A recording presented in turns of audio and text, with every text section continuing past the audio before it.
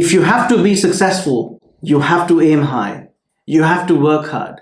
You have to work really hard and be persistent at it. You've been told that the only way to success is you aim high and you work hard and you work really, really hard until success is at your doorstep. But is there any neuroscience to support this? Is this saying backed by science? We'll get into that, but today, let us just first view this clip and then we will dive into our today's lesson.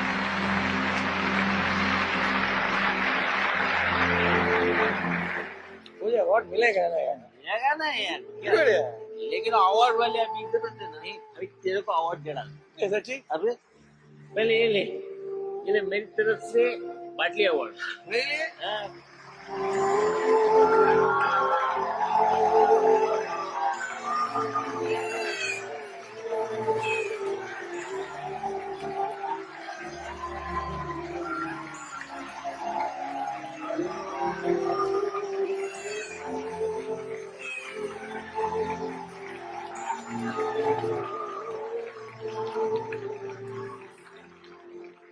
Yo, I just want to say, I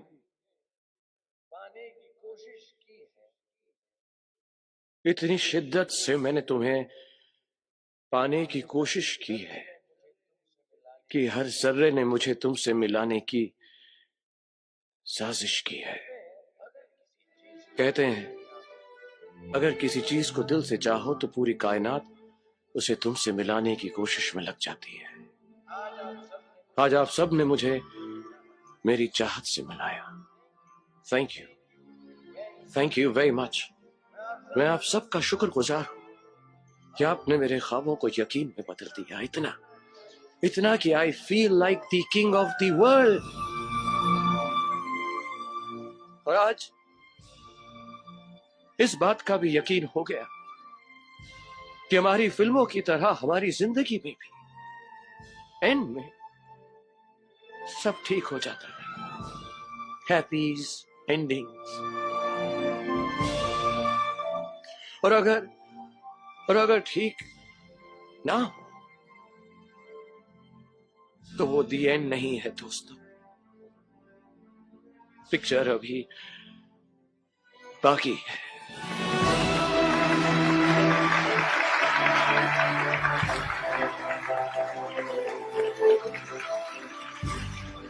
In short, what this scene suggests is the famous phrase from the Bible, seek and you shall find.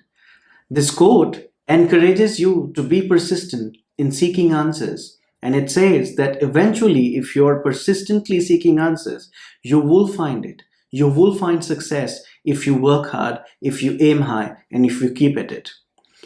While this quote is very encouraging, there is this one thing that separates the successful people from the others, all of them who follow this, all of these hardworking people, and that is your ability to manage expectations while aiming high. Your ability to be in the right balance when you're aiming high, working hard, and being persistent. If you're able to manage your expectations just the balanced way, you'd be successful. Otherwise, it will be consequential. In today's lesson, we will understand how to avoid these consequences and how do we manage our expectations and why creating the right expectations is mandatory for success apart from working hard or aiming high and being persistent at it.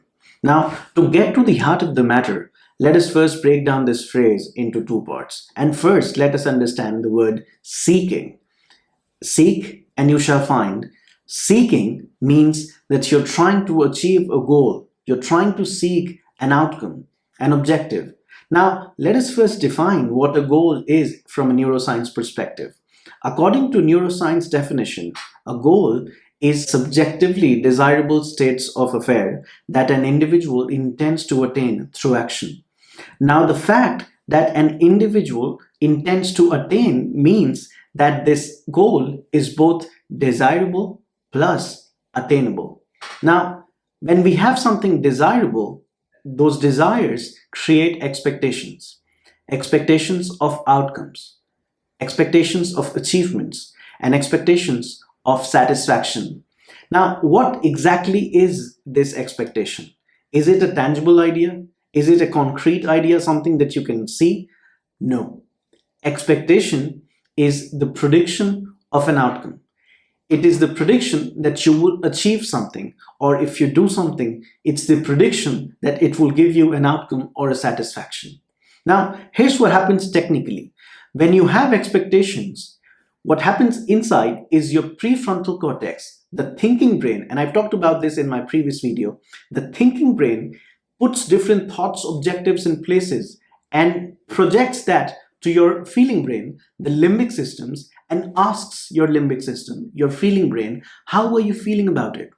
How are you liking this outcome? Do you think this achievement is possible? What's the probability? Now, if that probability and that outcome looks good, the limbic system says everything is good, and you're feeling confident, you're happy to go about it, and you keep working hard persistently. But if the limbic system, your feeling brain, feels a threat, says the probability of success of a desired outcome is less, then you start to worry. You become anxious, and that is when you go down the depression or the anxiety spiral. So here's what you understand. If the probability of an expectation being good is high and you're excited, then you feel confident, you work hard, you be persistent at it, and you become successful. But if the probability of an expectation being good is low, then you feel weak, you're not confident, you do not work as hard, you're not as persistent, and you are a failure. Right? Wrong. It's not that simple. The reason why you are not successful, despite working hard, despite being persistent, is that you do not have the right information on managing expectations. You do not have the right frameworks. The right frameworks is not a black box or a white box, whether you're either feeling very good or you're feeling very bad about a probability of an expectation being good or bad. It's a gray box. I am sure that if you've ever thought about managing your expectations, you would have either thought about a white box, which is having good expectations, thinking positive, or by force, you would have had bad expectations, or you would have been worried about something going wrong. But the key to success is in the gray box. It's in that area wherein you have the right balance of the good expectations and the bad expectations. Let me explain. See, it's very easy, and you've been often told to think positive, and that if you do that, and if you're excited, and if you're confident, you will be successful and you will achieve all your goals. But sometimes being too excited about things, being too positive, can send you off balance too. Let me explain this with an example. Assume you're playing a chess. At the chess table, while playing with that opponent, you have your pieces, the strongest one, in the best possible positions you can get. It's too easy for you to get overexcited about your situation being strong in that game.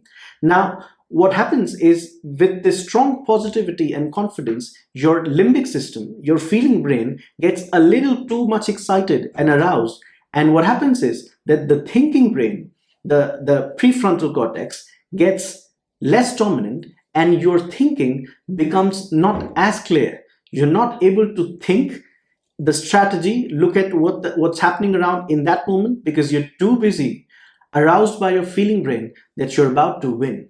And in that arousal, when you're not able to think clearly, you may miss those simple moves from this opponent that you will notice otherwise with a clear mind, and that are way too simple. But you miss it, and it suddenly gives you a checkmate.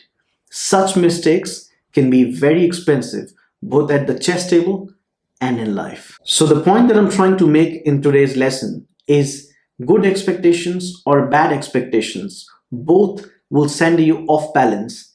And if you have a good expectation, while you may feel good about it, the outcome is similar to what a negative expectation does to you. Both of these expectations arouse your limbic system, your feeling brain, and the prefrontal cortex, the thinking brain, the brain responsible for making strategies, planning, thinking. That part becomes less dominant, and that is why you struggle. Let me give you a personal example. Almost a decade back, when I started up for the first time, after a great client conversation or a great sales pitch, probably with a Fortune 500 company, I would get too excited about thinking of an outcome that the deal would close and we have another Fortune 500 client on board. Now, what that did was in the next few calls that were mostly formal, their procurement team got in touch with us, their purchasing team, and they would ask me simple questions, the answers of which will not come from my prefrontal cortex, but from my limbic system. What I mean is, the answers would not come from my thinking brain, but from my feeling brain. I would not be able to think as clear, and I would answer them all with an excitement of being able to close that sale even before that sale has not happened. And in that state, I would miss some important points. For example, if they would have given me a deadline that's urgent for them, I would miss that deadline and I would try and expand it and say, just to be safe, I would take a week more time than what you're asking. And those little pointers will cause heavy loss to me. Those little pointers that came from my feeling brain would cost me those clients. So this is one example how being too excited and how thinking positive, being confident can also be consequential and damaging to you. Creating the right set of expectations is what makes great athletes and great sportsmen. People like MS Dhoni, they do not get too excited about the possibility of winning a game and they do not become too depressed by the possibility of losing one. What makes them so successful is their ability to note when their expectations go too high or too low.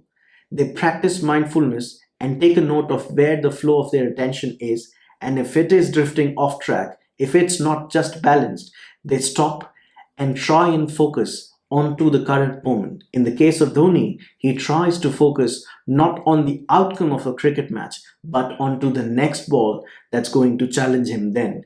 By doing this, they increase concentration, alter their behavior, and increase their real time performance.